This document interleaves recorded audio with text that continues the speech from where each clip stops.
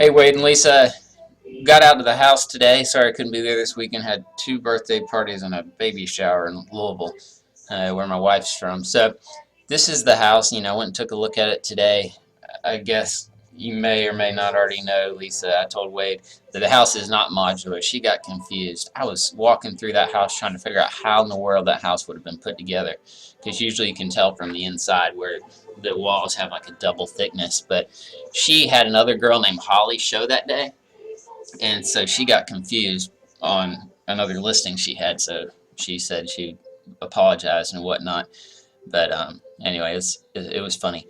So doing the analysis real quickly, if we go back to this list real quick and hover over our listing, you'll see that it is priced at 142 a square foot. It's about 4,200 square feet. Now we go to these other ones. This one is the one that's closest to the size. Sales price. That one closed at 170 a square foot, 160 a square foot, and 183. So obviously they've underpriced the house, or priced it right to do what it takes to get it to sell. Going back through these listings, these are the ones that sold for more. I know from a quality standpoint, they're similar houses. I think what it's coming down to is just taste. Like that, a lot of these aren't wowing me. Mirror's not framed in. The tile's not expensive. It's fine. So this one's also vacant. It doesn't show wonderfully when it's vacant. And then here's our other one, and we have no pictures on it. Now this one's not a great comp because it's so much larger, but it is important to note that it's still sold for more per square foot. So, and this one's really sharp. Nice finishes. I think what's hurting this sale, well, two things. One is there's actually a little bit of a pee smell in the kitchen area. I know that sounds so weird because I could not find any evidence that they had dogs, but I'm not even that sensitive smell-wise, but I smelt it right when I walked in the door. And the other one is just that the style is a little taste-specific, and people have a beef with somebody making money on a listing, and so they bought this as a foreclosure. The house had been gutted. Like they literally were selling the stuff, the cabinets and things, out of the house in the front yard, and the cops had to come stop them because the neighbors were complaining. So during the foreclosure process, they started trying to get cash out of the house in any way they could. So here is a little bit of a telltale sign that it may not seem quite as good.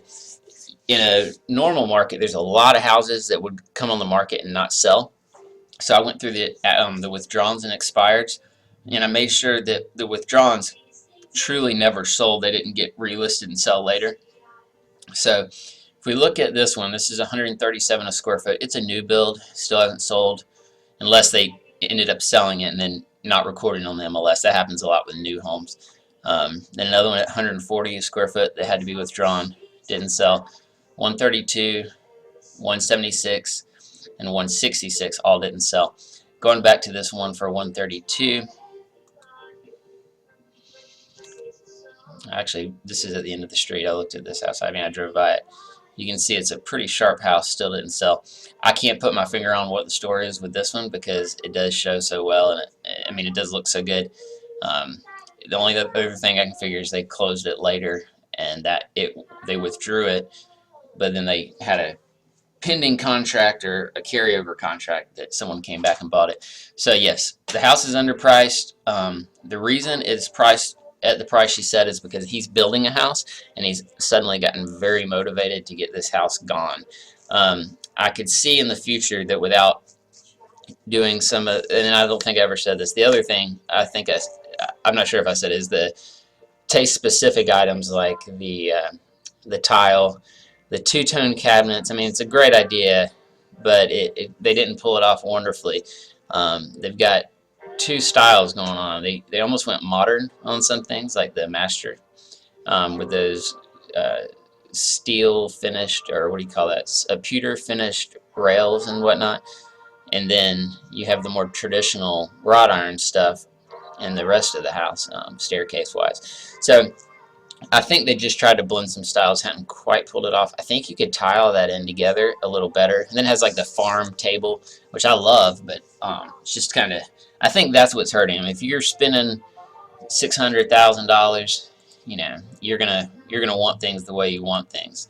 And this part of the market, this high end stuff, is actually still a soft market. It's not horrible, but it's not strong like the middle class, sort of middle class market is, which is super strong right now. So, just some thoughts. You can't go wrong at $5.99, but if you feel like you need to overcome some of these things in the future, or you need to have money to change them, like this tile, and I don't hate it either. I mean, it's fine. But the two-tone cabinets get to me a little bit. But if you feel like you need to change these things, then you're gonna need to pad that into our offer. So I know Wade talked about 550. I mean, you definitely can't go wrong at 550. So y'all take a look at it. Let me know what you want to do, and we'll move forward. Thanks.